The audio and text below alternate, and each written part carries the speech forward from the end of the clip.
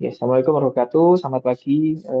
Ya, tadi kita dalam acara tanya apa saja, yaitu acara rutin mingguan resmen dari Departemen Obstetri dan Ginekologi FK UNER bekerjasama dengan POGI dan IDI Surabaya dan menghadirkan narasumber staf dari Rumah Sakit Universitas Erlangga dan juga Rumah Sakit RSUD Dr. Sutomo.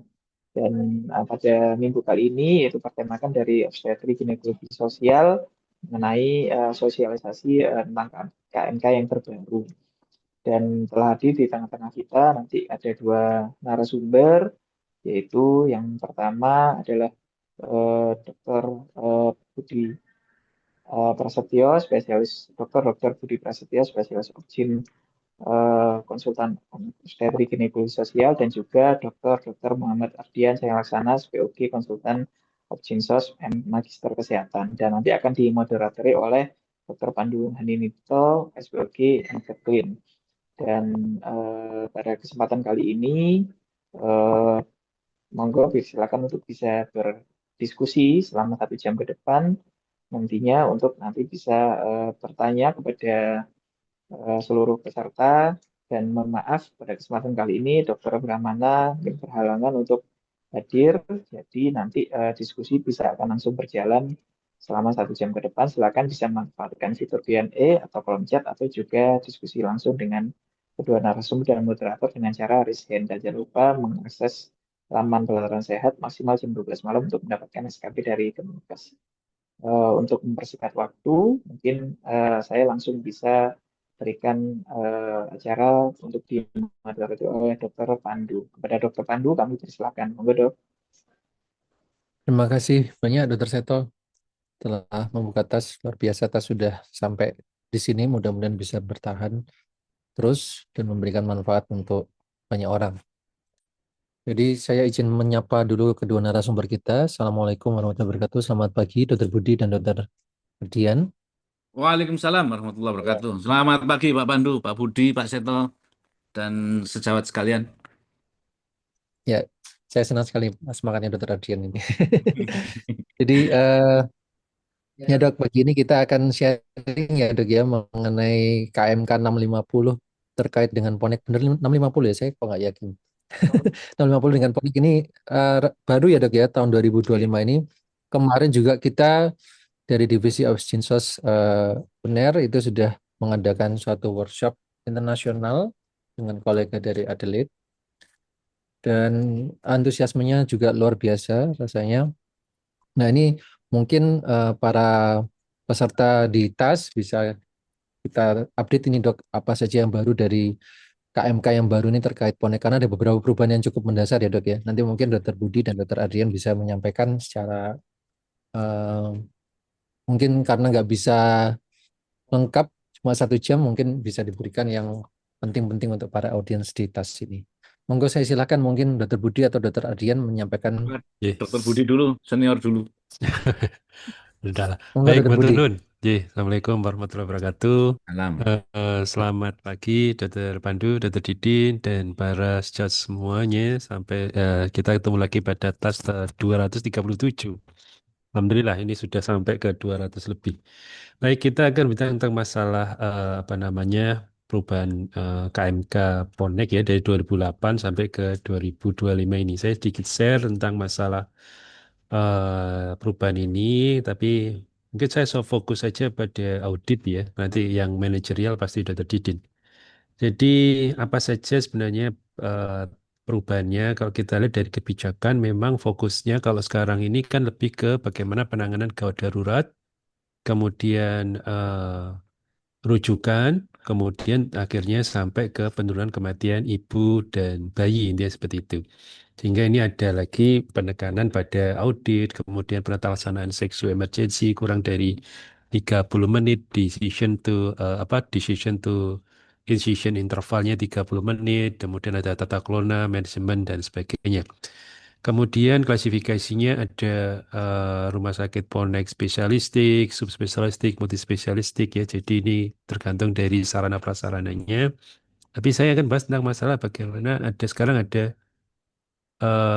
transformasi audit maternal mortality ya dan NIRMIS ini. Jadi kalau kita lihat Kalau dulu hanya fokus pada kematian, sekarang ada near miss, kemudian sudah eh, berkelanjutan ya, jadi sustainable.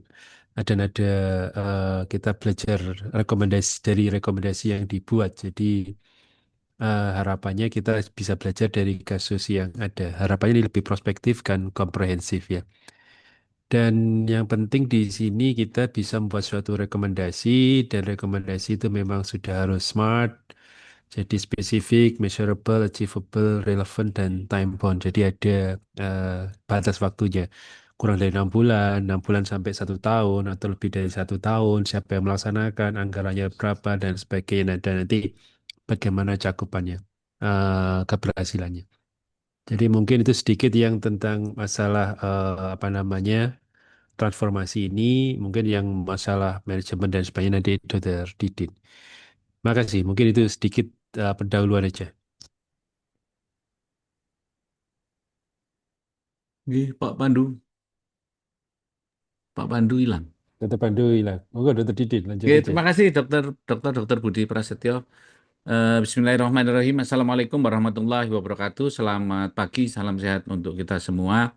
Terima kasih atas kesempatannya. Senang sekali diundang lagi di tas ini dengan membicarakan hal yang terbaru tentang kebijakan PONEK.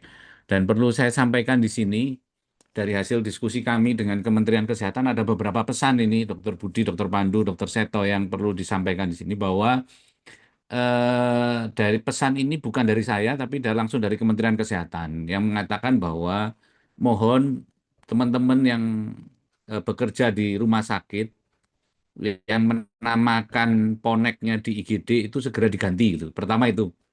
Jadi kalau ada IGD ponek atau apa itu segera diganti dengan nama yang lain karena Kementerian Kesehatan itu mensinyalir ponek ini dikecilkan artinya menjadi sebuah tempat yang ada di IGD.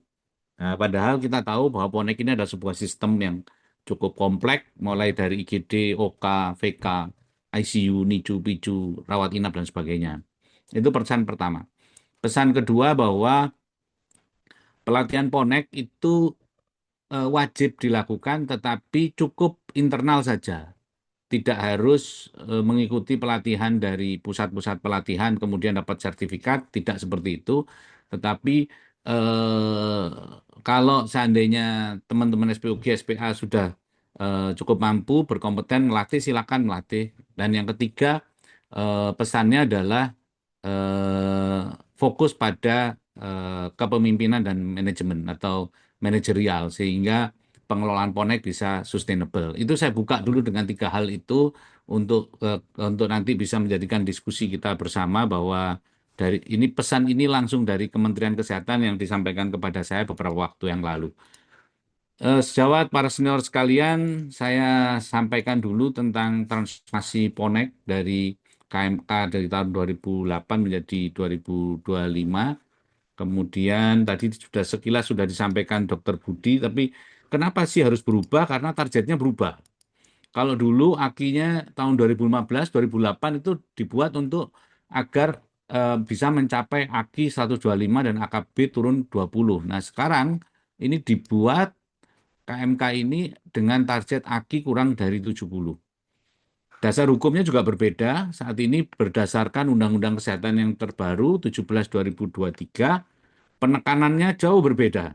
Kalau dulu penekanannya adalah jejaring, regionalisasi layanan, fokus pada pelatihan tim Ponek dan pemenuhan peralatan dasar, sekarang jauh pada beberapa hal yang lebih khususnya masalah proses.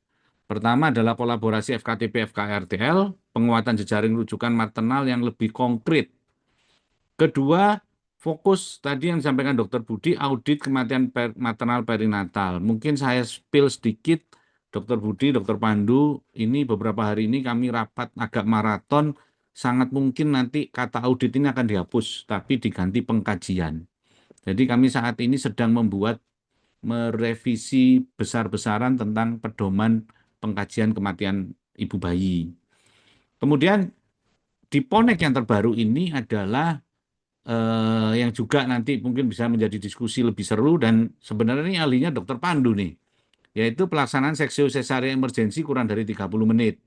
Dan ini menjadi indikator wajib, baik itu indikator Ponek maupun indikator mutu rumah sakit, sehingga harapannya tidak ada kejadian keterlambatan karena hal ini. Kemudian fokus juga pada penguatan tata kelola manajemen. Nah, ini hal yang menurut saya melegakan karena di KMK yang lama itu tidak terlalu fokus pada tata kelola manajemen. Dan yang terakhir, ada standarisasi ICU dan NICU yang lebih jelas. Ya. Sejawat sekalian, para senior sekalian, di KMK yang baru ini tidak lagi kita bicara A, B, C, D, tetapi ada 3 tier rumah sakit Ponek. Yang paling dasar adalah spesialistik, yang kedua subspesialistik, dan yang ketiga multi subspesialistik. Dan ini sesuai dengan peraturan terbaru tentang kompetensi rumah sakit. Nah, oleh sebab itu ini inline.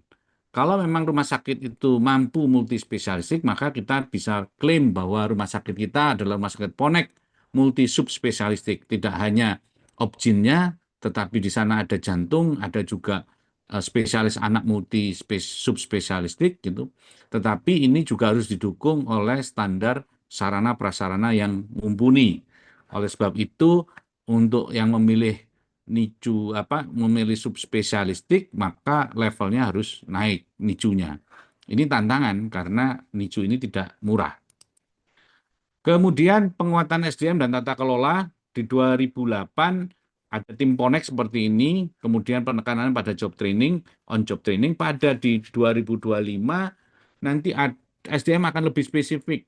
Bisa jadi ada dokter kompeten di bidang maternal emergency, bisa itu dokter umum atau SPOG yang mengambil fellow tentang maternal emergency, kemudian SPOG, SPA, SPAN, bidan, dan yang menarik adalah di sini disebutkan adalah perawat maternitas terlatih emergensi. Jadi ke depan ini kolaborasi antar profesi juga sangat nampak, sehingga harapannya sejawat sekalian cukup bisa beradaptasi karena sekarang muncul profesi-profesi baru yang beririsan. Nah, harapannya profesi baru ini tidak kemudian menjadi kompetisi tetapi bisa berkolaborasi dengan baik. Kemudian fokus mutu dan audit. Dulu tidak terlalu disinggung audit. Sementara pengkajian saat ini AMPSR atau pengkajian maternal perinatal untuk rumah sakit fokusnya adalah perbaikan internal. Jadi temuannya bukan menemukan kesalahan perujuk, tetapi kesalahan-kesalahan di rumah sakit yang kemudian diperbaiki. Oleh sebab itu ada audit maternal perinatal. Kalau tidak ada kematian, maka di pedoman yang baru juga sudah jelas sebuah rumah sakit harus melakukan audit NIRMIS, ya. Kemudian indikator wajib seperti yang saya sampaikan tadi, sexual emergency, kemudian monitoring, tidak hanya melakukan ANC saja, tetapi juga harus menilai bagaimana kualitas ANC-nya, bagaimana kualitas rujukan, dan sebagainya. Kemudian penekanan kolaborasi, lagi-lagi kolaborasi ya. Ada di 2025 ini kewajiban sinergi. Konkretnya seperti apa FKTP, FKRTL? Ada bukti-bukti konkret kerjasamanya, nggak hanya oke rujukan diterima, tidak. Tapi bagaimana rumah sakit membina, bagaimana membinanya. Nah, kita sudah ada QI kolaboratif, dari situ mungkin kita bisa kerangka QI kolaboratif itu barangkali kita bisa lakukan banyak hal untuk membuat sinergi ini menjadi lebih konkret. Kemudian pembinaan dan pengawasan lintas level mulai dari pusat, provinsi, kabupaten, kota, kemudian integrasi dengan sistem transportasi rujukan, sisrute, SOP, dan sebagainya. Nah, ini ringkasan beberapa hal tentang perbedaan-perbedaannya. Saya highlight beberapa. Jadi kalau dulu nggak ada klasifikasi rumah sakit Ponek secara khusus, tetapi sekarang ada 3 tingkat ya, spesialistik, subspesialistik, dan multispesialistik. Dulu ICU dan NICU itu secara umum, sekarang leveling ICU dan NICU itu sangat detail per tier. Kemudian peralatan juga detail, dan kemarin disampaikan juga oleh Kementerian Kesehatan bahwa KMK ini juga sebagai pedoman. Jadi tidak akan terbit lagi pedoman Ponek. Tetapi silakan download dari KMK ini yang juga bisa dipedomani begitu ya, sebagai buku pedoman, buku referensi utama dalam menjalankan Ponek di rumah sakit ya. SDM saat ini kompetensinya jauh lebih spesifik. Kemudian audit pengkajian harus ada, baik itu pengajian kematian maupun NIRMIS, kolaborasinya harus jelas, ada aktivitas yang memang memang aktivitas ini memang nyata begitu ya, dan indikatornya juga harus jelas. Kemudian, nah ini ya ICU levelnya, NICU-nya juga sangat jelas ya, spesialistik minimal 3A, subspesialistik 3B, multi subspesialistik 3C, 3D. Jadi NICU-nya sangat naik kelas menurut saya tantangannya ya. Kemudian detail-detailnya semua ada. Saya tidak ingin menyampaikan secara detail, tapi sekilas saja bahwa sejawat semua sudah harus melakukan ini ya. Menurut saya langsung saja lompat pada ini. Apa yang harus kita lakukan sekarang adalah melakukan mapping sarpras yang tersedia. Tapi menurut saya ini tidak hanya sarpras, tetapi juga mapping SDM. Kemudian bandingkan dengan daftar wajib yang ada di KMK. Kemudian gap tersebut, maka dari gap ini kita buat program prioritas pemenuhannya seperti apa. Kemudian rancangan ke depan bagaimana intervensinya. Langkah-langkah inilah yang harus kita siapkan mulai sekarang. Supaya apa? Akreditasi ke depan sudah jelas menggunakan KMK 2025, sehingga kita tidak terkaget-kaget begitu ya, khususnya untuk SC 30 menit.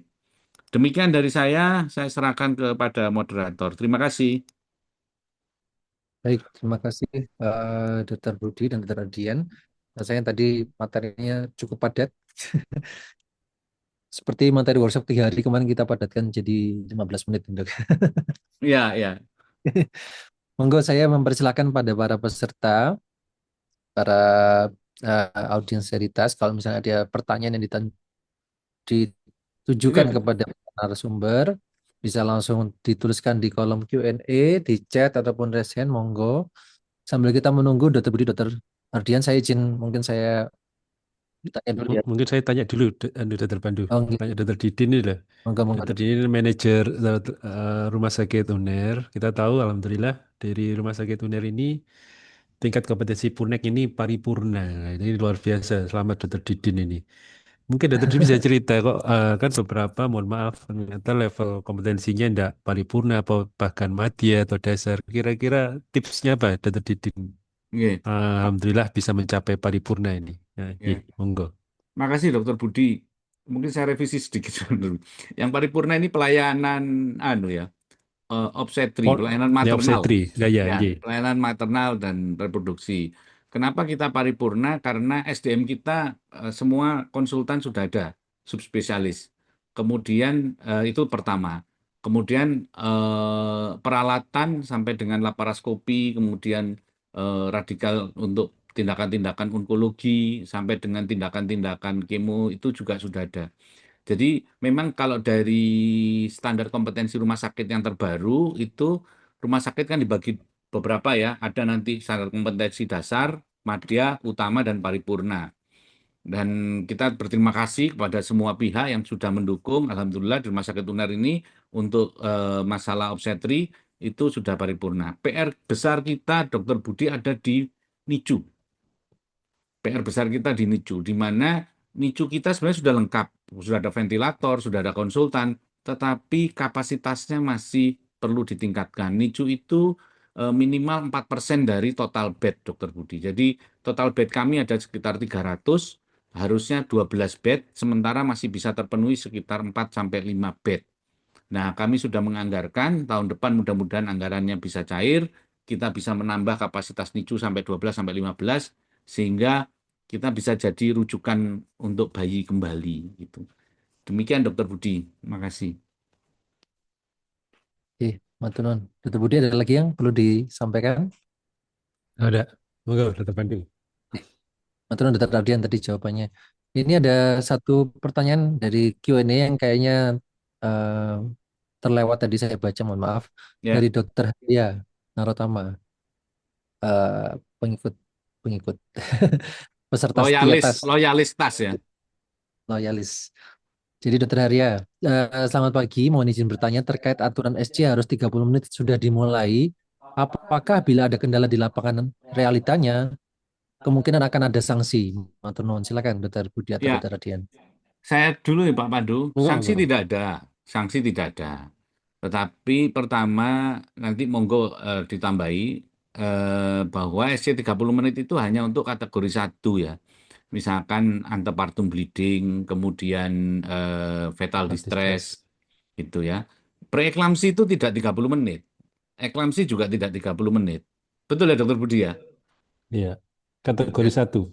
Iya. Kategori 1. Nah, tapi artinya nggak semuanya. Kemudian kalau ada indikasi, misalkan ada antepartum bleeding atau fetal distress yang notabene harus 30 menit, tapi kita tidak bisa, itu bukan dihukum, Dokter Harian, tetapi nanti berapa persen sebenarnya targetnya. Misalkan targetnya 100%, baru tercapai 60%, maka manajemen atau Ponhek itu harus bisa mengidentifikasi faktor-faktor apa yang menyebabkan ini tidak berhasil begitu.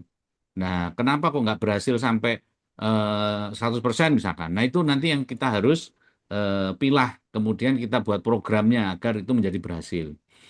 Nah, yang lain misalkan ini juga kemarin disampaikan di workshop itu, kondisi-kondisi di mana keluarga masih berdiskusi dan diskusinya cukup lama, maka ini di-exclude dari SC 30 menit.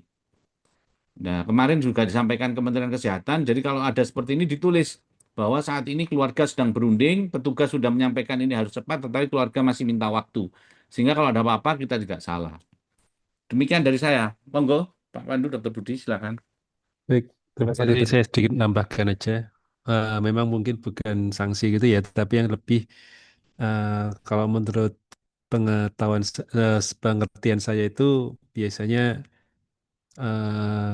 kan ini digunakan untuk harapannya untuk continuous quality improvement ya. Jadi harus ada perbaikan berkelanjutan.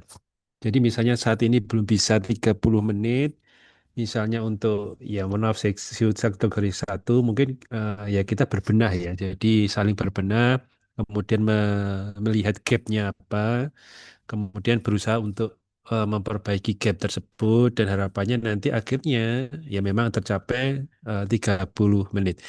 Yang harus kita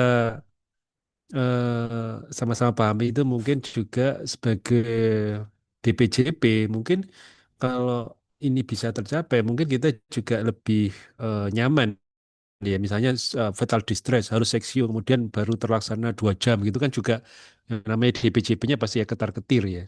Oleh karena itu kalau kita di sini kalau memang ada kasus yang istilahnya near miss misalnya dalam 1 jam baru terlaksana tapi alhamdulillah bayinya baik. Ya itu kita audit kenapa nggak bisa 30 menit dan sebagainya. Ya itulah namanya ada continuous quality improvement menurut saya seperti itu. Jadi bukan sanksi tapi malah bagaimana kita berupaya untuk memperbaiki secara manajemen maupun secara mutunya ya. Jadi harapannya nanti patient safety juga akan meningkat. Mungkin demikian Dr. Hari aja. Makasih. Dokter Ardian, Dokter Budi, apakah saya boleh menambahkan sedikit terkait SC? Monggo, monggo. Nah ini Dr. Pandu ini ahli ya nih. Monggo. Iya, Dokter Pandu Iya, ahlinya. betul, Dok. Jadi izin saya nambahkan sedikit terkait SC 30 menit itu kan asal muasalnya dari RCOG dulu, Royal College of Obstetrician Gynecologists di Inggris itu yang bikin terminologi 30 menit response time untuk kasus-kasus yang memang super emergency begitu ya, Dok, ya. Seperti ada dicontohkan Dr. Adrian tadi, fetal distress, prolaps tali pusat, antepartum bleeding flusus aktif. Nah, tapi mereka itu 30 menit untuk respon time dari insisi ke bayi lahir. Nah, itu yang berbeda dengan kita. Itu yang nomor satu dulu. Kalau kita itu baik POGI maupun Kementerian Kesehatan dalam KMK ini itu benchmarknya adalah pakai decision to incision. Jadi dari keputusan sampai insisi, bukan dari keputusan sampai bayi lahir. Jadi itu. Terus yang kedua, RCOG kemudian diadopsi oleh ECOG Amerika, bahwa betul sesuai Dr. Budi tadi, ini sesuatu yang baik untuk continuous quality improvement. Jadi mereka juga mengadopsi, ini adalah sesuatu yang bagus, kita adopsi juga. Nah, kemudian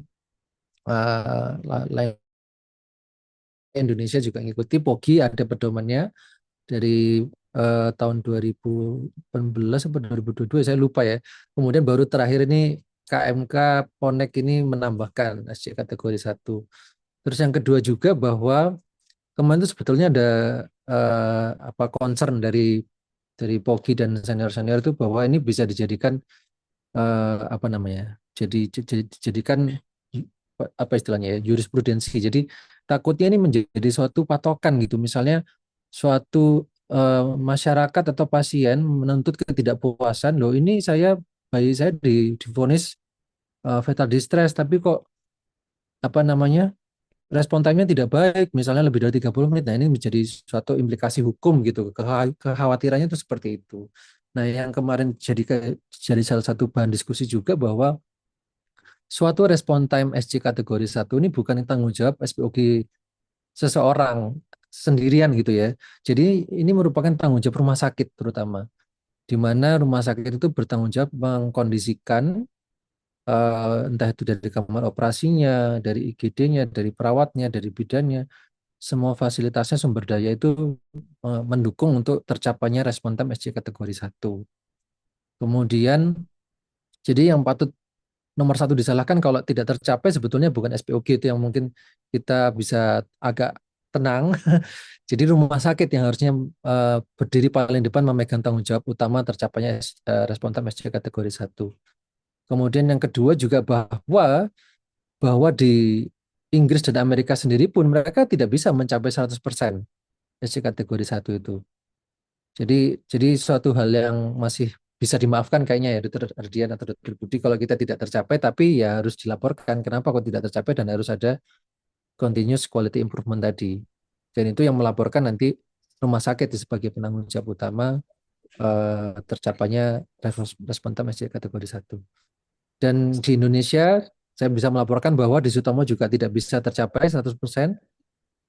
Di UI, di RSCM bisa tercapai 100%, itu pun juga baru-baru akhir-akhir ini dengan banyak terobosan-terobosan yang mereka lakukan akhirnya bisa tercapai baru beberapa bulan terakhir kalau nggak salah. Jadi situasi yang ideal seperti itu bisa dilakukan pada rumah sakit pendidikan sepertinya, setting rumah sakit pendidikan utamanya. Mungkin itu yang bisa saya tambahkan. Mungkin saya nambah sedikit juga, mohon maaf, yang disebut SC kategori 1 itu biasanya karena misalnya gawat janit berat ya, bradikardi berulang, kemudian deselerasi yang berat dan sebagainya, kemudian ada prolaps tali pusat, kemudian ada curiga uteri dan sebagainya. Sehingga ini yang mungkin harus disadari. Kadang-kadang saya melakukan, kalau kita melakukan menganalisis suatu kasus ya. Jadi misalnya ada pasien rujukan oleh karena misalnya eklamsi gitu ya. Tiba-tiba harus 30 menit harus diseksio. Lah ini malah outcome-nya malah mungkin ada yang malah tidak baik. Jadi apakah ya mestinya harus distabilkan, optimalkan vital score dan sebagainya. Ada beberapa scoring yang mungkin harus dinilai baru mungkin dilakukan tindakan operasi. Jadi tidak melulu harus 30 menit langsung operasi pada setiap kasus. Memang yang dicatatkan 30 menit ini adalah yang kategori 1 ya. Jadi tadi fetal distress, kemudian curiga ruptur, dan itu memang harus prolaps tali pusat. Nah, itu yang pada bayi yang viabel ya. Nah, itu yang saya kira ini. Tapi ada beberapa yang complicated, malah kalau bisa mungkin kalau menurut saya harus stabilkan dulu, dioptimalkan lah. Mungkin stabil tapi optimal. Kemudian ada beberapa indikator, miosnya itu seperti apa, dan baru nanti bisa dilakukan terminasi dengan harapannya outcome-nya lebih baik gitu seperti itu. Mungkin demikian tambah sedikit. Ya, baik Dr. Budi. Ini ada pertanyaan lagi dari Anonymous Attendee. Kebetulan menyambung kayaknya dari pertanyaan sebelumnya. Selamat pagi dokter, mohon izin dokter terkait kategori SC 30 menit atau tidak itu bisa dijelaskan lebih detail atau bisa dibaca di mana? Dan terkait kala dua lama, saya di lapangan sangat sering mendapatkan tertundanya sitoseksio karena spesialis anestesi kadang-kadang itu bisa menunggu sampai 1-2 jam. Apakah secara etika boleh tetap kami tuliskan di rekam medis mulai konsul anestesinya jam berapa? Karena kadang-kadang merasa tidak enak dengan SPAN-nya. Kita mungkin tahu ya dok ya, di daerah kendalanya SPAN itu nyabang gitu ya. Jadi saya kalau kemarin waktu workshop itu menanyakan teman-teman SPOG di daerah susah memang karena satu kabupaten SPA-nya cuma satu, kadang-kadang dua gitu. Nah ini secara etika bagaimana, apakah boleh ditulis di rekam medis karena tidak enak dengan SPA-nya. Mohon pencerahannya dokter. Terima kasih. Oh, dokter Oke. Dokter Ardian. Kalau detail SC kategori 1 mungkin Dokter Pandu punya slide-nya, Mbak. Malah. Ada sih Ya, dok. Dok. Ada ya. Nanti monggo disampaikan, Dok. Tapi kalau saya begini, dari sisi manajerial ya, untuk menjawab yang pertanyaan pertama ini, menurut saya kita boleh menginisiasi, misalkan ini kejadian ini kan bisa kita sebut near miss gitu. Maka seorang SPOG bisa bersurat kepada manajemen untuk melakukan audit nirmis pada kasus ini. Dengan tujuan apa? Tujuan tidak menyalahkan anestesi, tetapi minta rumah sakit memberikan perhatian bahwa ini anu loh nirmis loh, ini harusnya 30 menit tapi ini nggak tercapai gitu kan karena respon time anestesi. Padahal sekarang ada aturan PONEK itu harus tercapai pada misalkan kala dua lama atau vakum gagal. Vakum gagal kan termasuk 30 menit ya Pak Pandu ya? Iya, termasuk Ya, gagal termasuk kategori kategori satu. satu kan. Nah, itu kan artinya apa? Ini bukan tanggung jawab anestesi saja, tapi tanggung jawab manajemen rumah sakit. Dari hasil rekomendasi audit NIRMIS ini, maka kita mendorong manajemen rumah sakit untuk memperbaiki respon time ini, gitu. Menurut saya begitu. Jadi, ini bukan masalah sungkan dan nggak sungkan, tetapi bagaimana sebagai SPOG kita bisa memberikan warna agar terjadi quality improvement, gitu. Ya, gitu kalau dari saya, Dokter Pandu. Iya, mantan dokter Didi, Tapi kalau dokter. mohon maaf, Dokter Didin, selain dari Dokter Didin mumpung manajemen, gimana ini kalau ada dengan mohon maaf departemen atau KSM yang lain ini saya kira Ya, didiskusikan ya. Jadi mungkin apakah bisa ditulis di rekam medik dan sebagainya kan kita sudah decision kemudian Ya, persiapan dan sebagainya itu kan nanti apa namanya kenapa kok terlaksana itu mungkin diaudit ya, jadi dimasukkan di hasil audit klinis dan sebagainya, near miss ya, sehingga sehingga mungkin tidak tercatat di rekam medik, tapi ya tercatat di hasil audit ya, sehingga itu nanti perbaikannya perbaikan kinerjanya seperti apa ya, jadi ada sistem atau alur gitu udah terdidik ya, mohon nggih, maaf. Pak Budi, dan saya bisa paham kemungkinan ada resistensi dari departemen lain. Nah, inilah fungsi sebenarnya manajemen untuk memediasi gitu ya. Kan kan sudah ada standarnya. Standarnya 30 menit loh ini harus. Nah, kita nggak bisa capai. Jadi KSM lain tidak bisa juga mengelak gitu loh. Nggak bisa, kita cuma berapa orang. Nggak bisa, ini ada standar yang harus dipenuhi.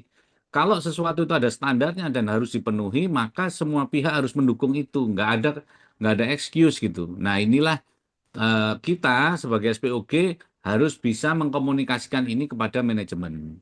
Begitu, Dokter Budi. iya. Mantan dokter Ardian, dokter Budi. Ini Mungkin saya Dokter ada. Pandu bisa share screen dulu yang kategori saya itu biar jelas semua rekan-rekan Oh sekalian iya, ya. iya iya dok. Sebentar dok, saya screen, saya sampaikan.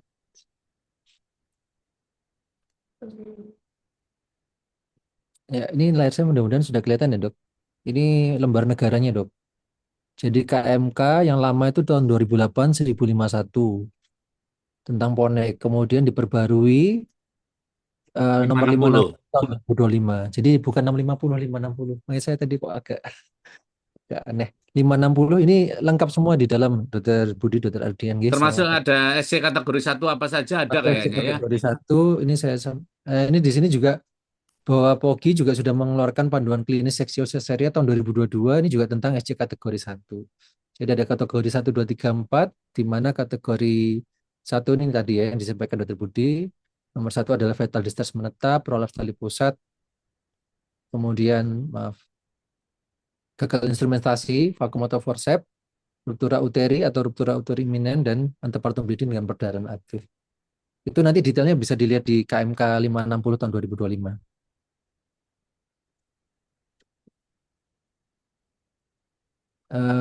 Kemudian ini masih tentang SC kategori satu sepertinya dok. Pertanyaan berikutnya, sebentar. Izin konfirmasi dokter, berarti yang dihitung target tercapai 100% atau tidak hanya dari yang kategori satu ya dokter? Atau kalau di 2, 3, 4 tidak masuk indikator atau bagaimana dokter Ardian? Gimana yang ini ya? Berarti yang dihitung Ya, target tercapai sarana atau tidak hanya satu dari Oh, yang dihitung prosentasenya itu hanya total dari kategori 1. ya, jadi artinya kategori 2, 3, 4 kan enggak jadi Enggak indikator termasuk. ya dok Jadi ya? Kalau kasusnya adalah dari total kategori 1 itu berapa persen yang 30 menit, itu aja yang dihitung. Ya, Ya, ya. Dokter Budi ada tambahan?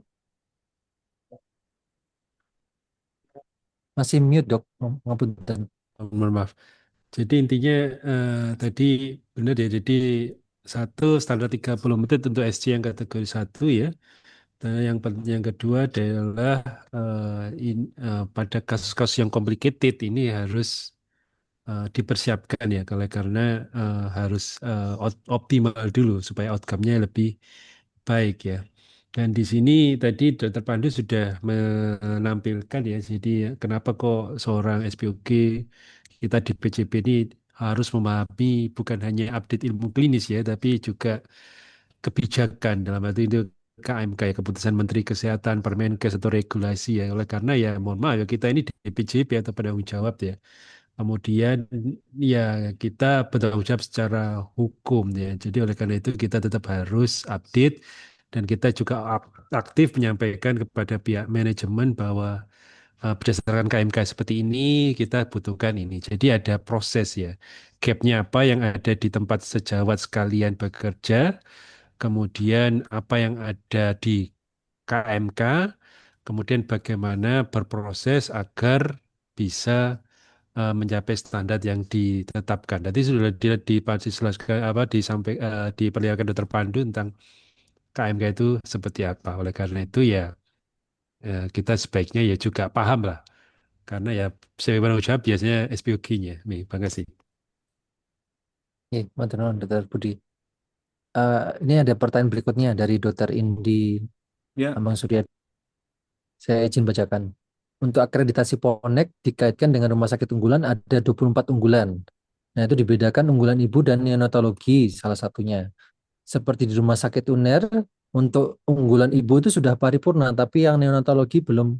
Belum. Itu bagaimana, Dokter Ardian? Dokter ya, Ardian ya. Bu. Mungkin kita harus menyamakan persepsi dulu.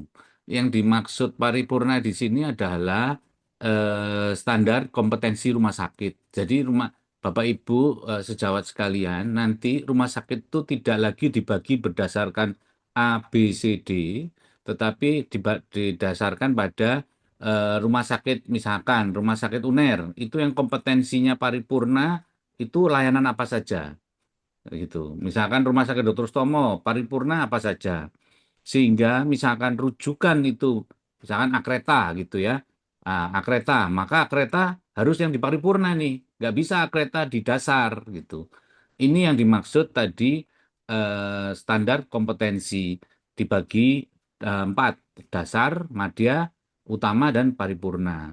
Nah, nggak semua di rumah sakit UNER ini paripurna. Sementara ini baru satu pelayanan ibu. Pelayanan neonatologi kalau tidak salah masih utama, itu ya, masih utama.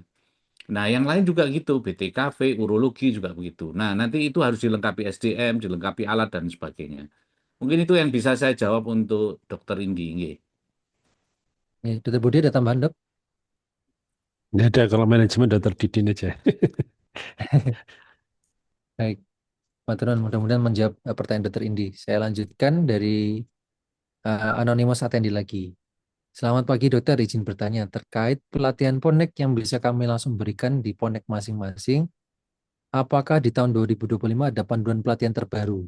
Atau mungkin ada rekomendasi panduan pelatihan yang bisa kami pakai? Nah ini menarik ini, karena kemarin ada perwakilan dari Kementerian Kesehatan ya, Dokter Ardian ya, Ya, ya, terkait format pelatihan PONEK. Monggo Dokter Ardian.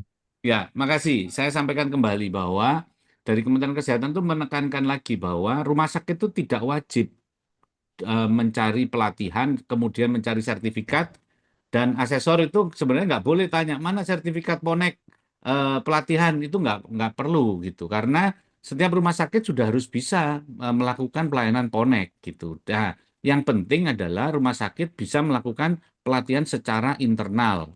Pertanyaannya bagus, apakah ada panduan? Sampai saat ini tidak ada panduan, dan mungkin nanti Dokter Budi bisa menambahkan, JNPK pun kayaknya belum membuat panduan yang terbaru tentang pelatihan PONEK berdasarkan KMK 560 ini ya. Tetapi yang boleh saya sarankan adalah coba dibaca dulu dari KMK ini, kemudian kita melangkahnya dari aspek manajemen dulu. Jadi melihat gap analisis dulu.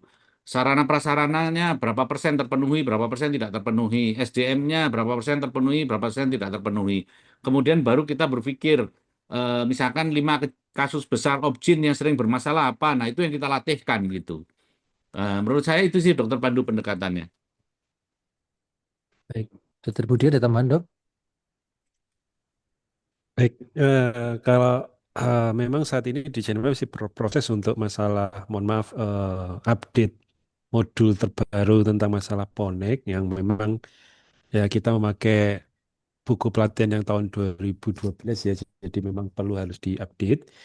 Memang kalau selama ini memang itu pelatihan Ponek berdasarkan kebanyakan masalah klinis ya, tapi nanti mungkin kita sesuaikan lagi oleh karena satu tujuannya memang bagaimana penanganan gawat darurat obstetri, kemudian juga rujukan, terus akhirnya adalah penurunan kematian ibu dan bayi. Jadi mungkin itu akan kita apa namanya akomodir. Eh, mungkin sedikit ya sedikit berbeda dari di radian ya.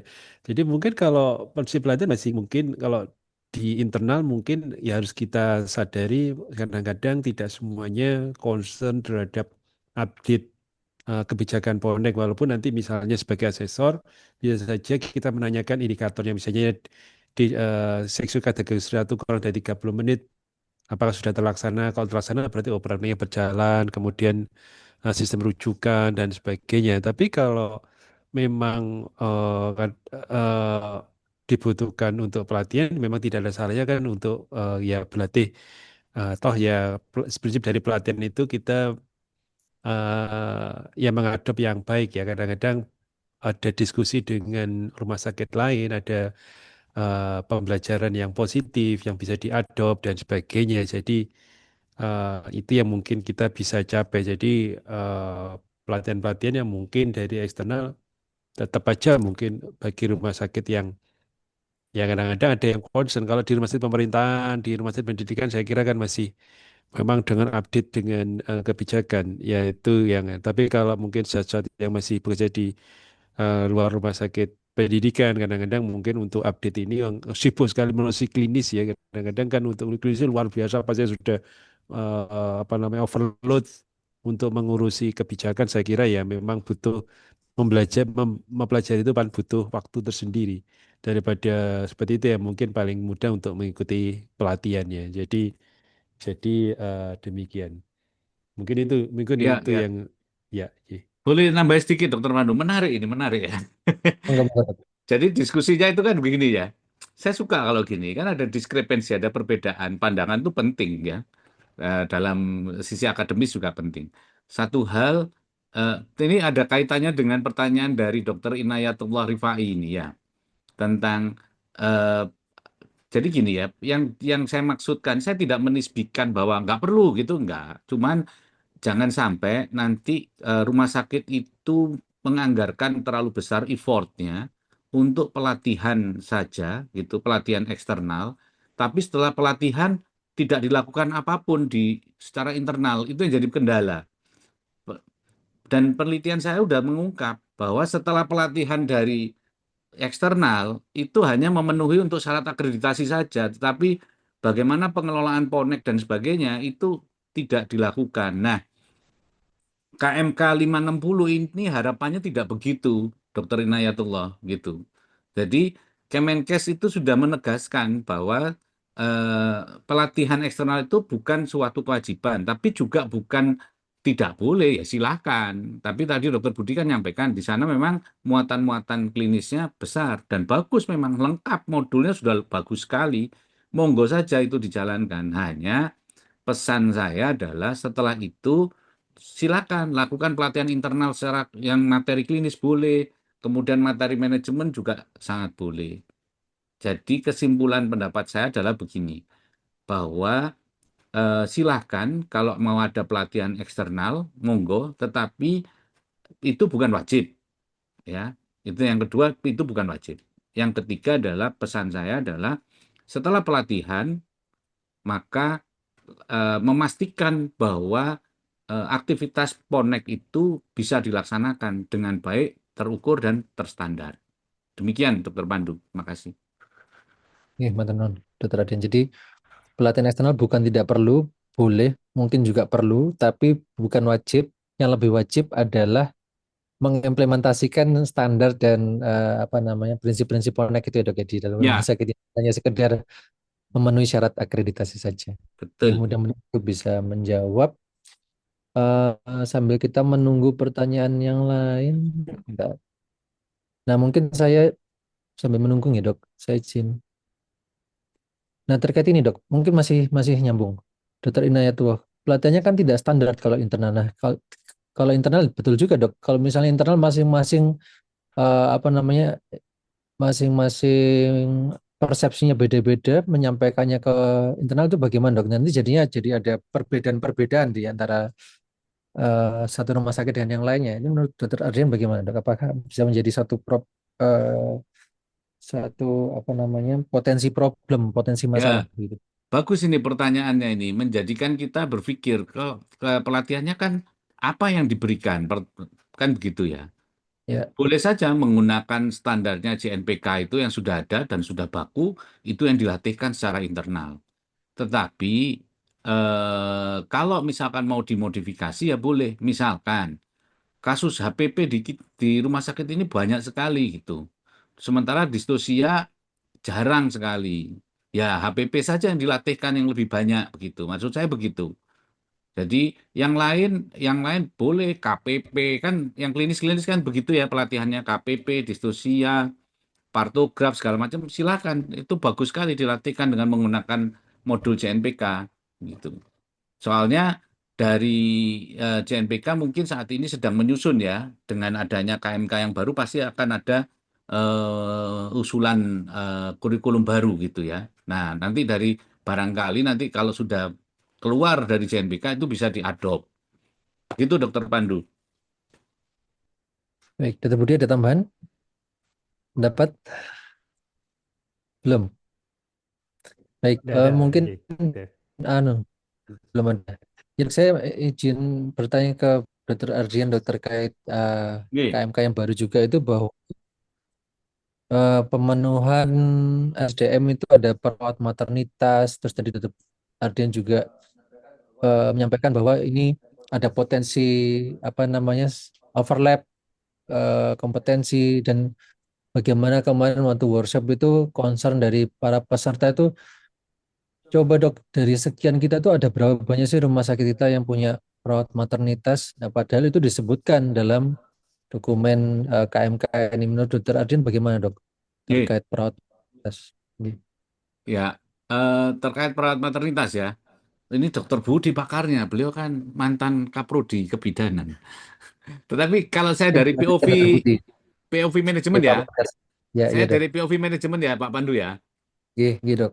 Saya itu berpikir bahwa mau nggak mau disruption atau perubahan ini pasti terjadi. Perawat maternitas itu pasti nanti akan masuk. Kan gitu ya.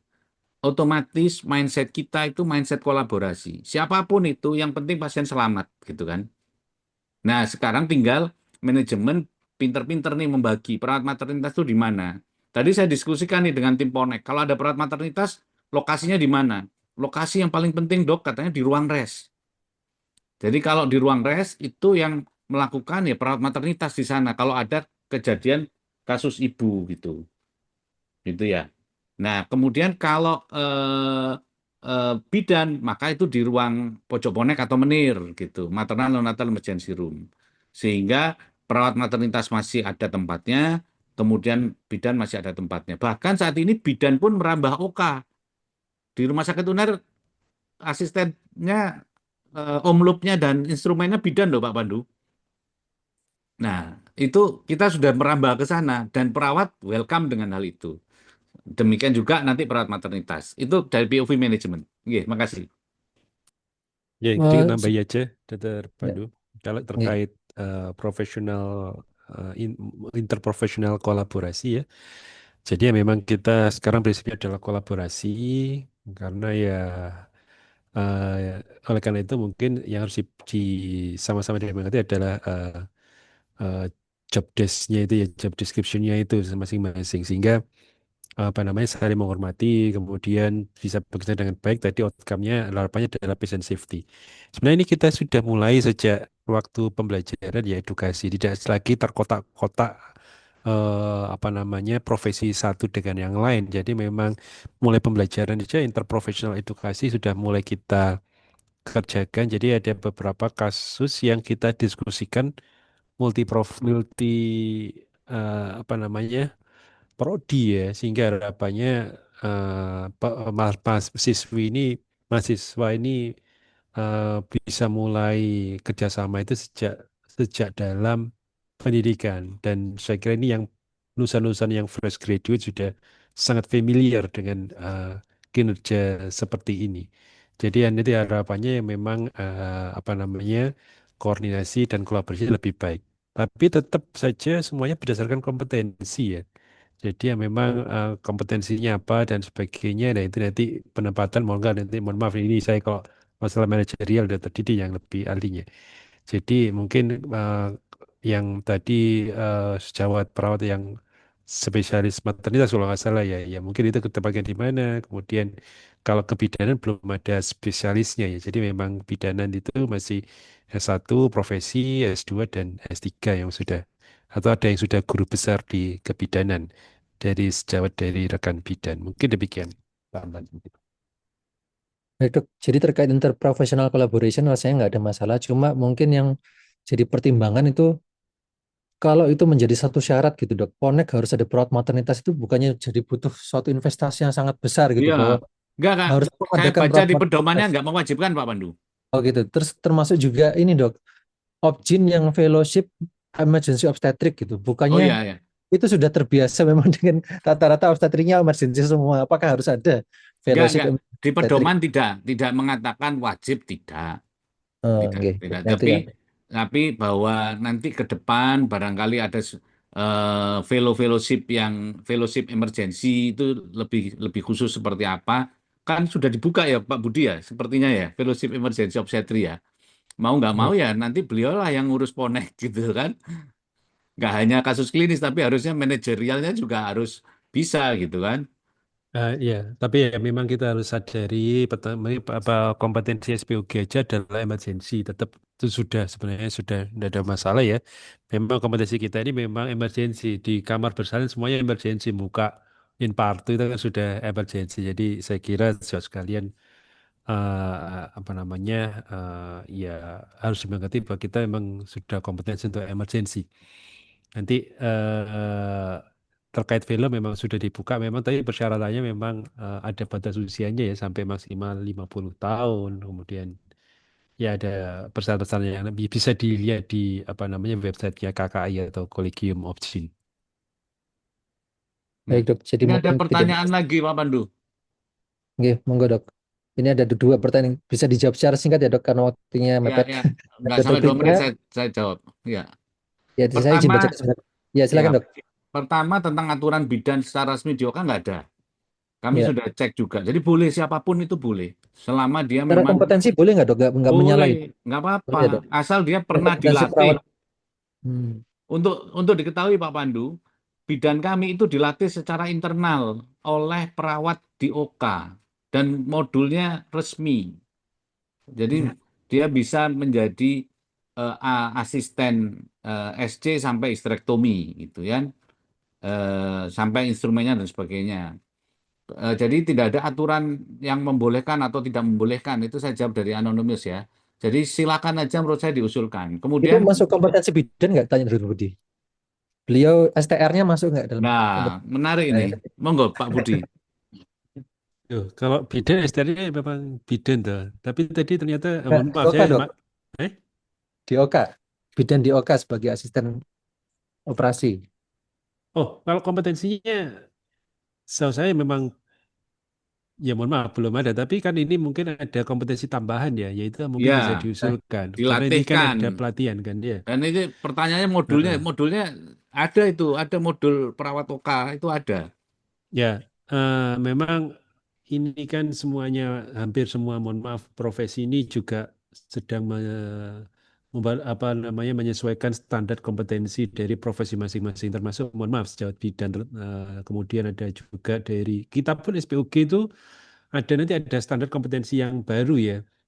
Jadi misalnya ya salah satunya Opjinsos lah, Opjinsos nanti eh, bukan hanya yang apa namanya non klinis, tapi Opjinsos juga ada keterampilan klinisnya dan sebagainya. Jadi nanti mungkin akan nunggu aja atau kalau sudah keluar mungkin kita akan sama-sama melihat standar kompetensi yang terbaru yang diterbitkan dari KKN nanti ini.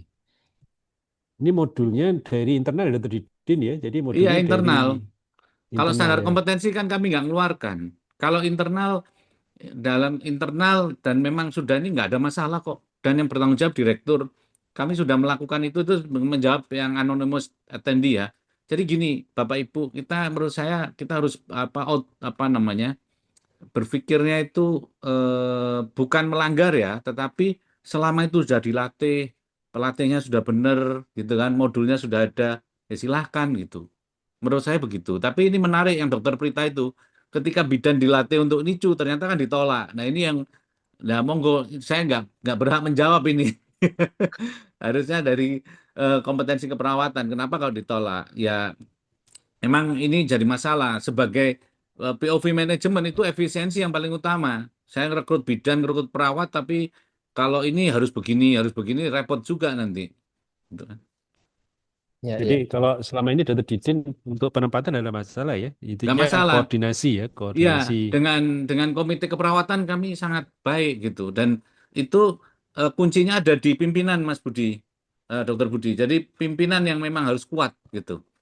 Jadi leadership ini, jadi sesuai Nah, dengan apa namanya kompetensinya iya, keahlian Dr. Didin spesifik leadershipnya ini. Meta Ya, ya. leadershipnya harus kuat ini.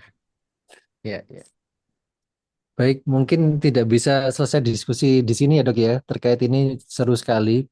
Dan saya yakin bahwa nggak hanya di rumah sakit UNER, di rumah sakit lain juga ada yang bidan sebagai asisten OK itu banyak. Jadi mungkin betul dokter Ardian bahwa pemimpin itu harus berani mengambil risiko gitu ya dok ya. iya. Jadi harus berani inovasi, ini termasuk inovasi gitu ya dok. Jadi mungkin itu yang bisa kita sharing hari ini ya dok, karena waktunya mungkin ada satu atau dua penutup dari dokter Budi dan dokter Ardian. Dokter Budi Eh, dulu, Dokter Budi dulu nggak apa. Ya baik, Pak Nuwun. Jadi sebagai penutup aja, sejauh sekalian, eh kit- yang harus kita sadari sebagai SPOG, sebagai DPJP ini jangan hanya update apa namanya eh, keilmuan klinis ya, tapi juga harus update kebijakan sekalian ya. Jadi oleh karena kita lihat aja kita beberapa saat yang lalu tentang masalah medico legal oleh seorang teman sejawat dan sebagainya.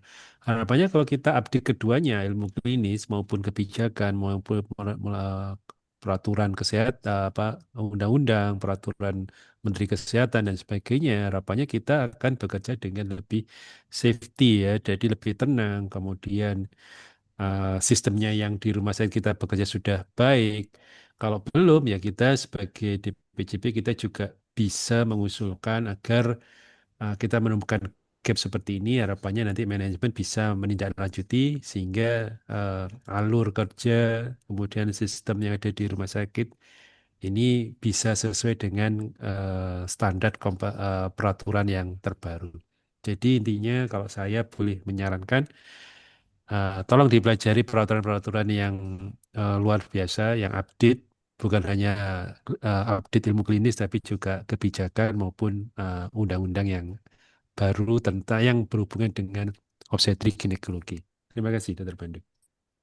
ya, Mbak Tunan, dokter Budi. Silakan dokter Ardian kalau ada tambahan. Ya, terima kasih Dokter Pandu. Menyenangkan sekali diskusi pagi ini. Banyak hal-hal yang kita bisa bertukar pikiran. Mungkin beberapa hal yang ingin saya sampaikan dengan Ponek ini bahwa mari kita mengelola Ponek ini dengan sebaik-baiknya. Sudah ada pedomannya di KMK terbaru, di KMK 560 2025. Silakan itu menjadi referensi utama. Jangan sampai nanti kita terkendala untuk beberapa hal, kemudian kita nggak bergerak gitu ya karena takut masalah hukum, takut masalah ini, nanti nggak bergerak malah nggak benar. Oleh sebab itu, lakukanlah inovasi-inovasi yang baik, kemudian semuanya harus terukur, dan juga mungkin pesan saya adalah setiap rumah sakit sekarang wajib melakukan audit, baik itu audit NIRMIS kalau tidak ada kasus kematian maupun audit kematian ibu bayi, dan itu menjadi syarat utama bagi pelaksanaan PONEK di samping SC 30 menit. Jadi saya mengajak sejawat sekalian untuk sebagai SPOG untuk betul-betul memahami PONEK dan mengelola PONEK ini dengan baik. Demikian Dr. Pandu, terima kasih. Baik, terima kasih Dr. Dian.